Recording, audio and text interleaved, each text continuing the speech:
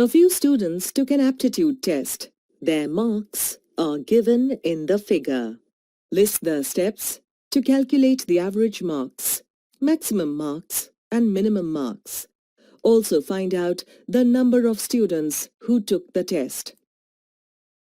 To begin, open Excel 2016.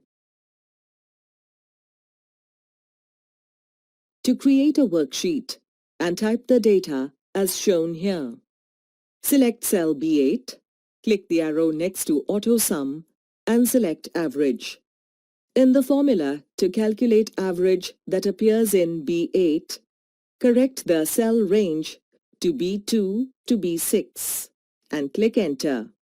This will calculate the average of marks written in cells B2 to B6.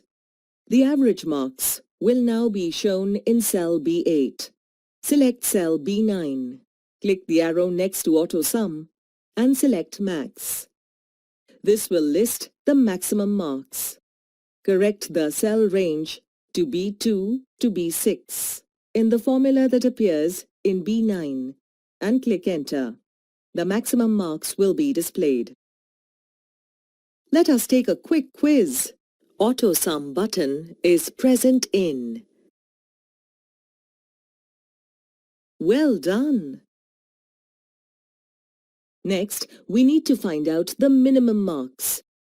To do this, select cell B10, click the arrow next to Auto Sum and select Minimum. The formula will appear in B10. Correct the cell range to B2 to B6 and click Enter. The minimum marks will be shown.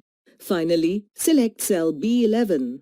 Click the drop-down menu arrow of Auto Sum and select Count Numbers. This counts the number of students who took the test.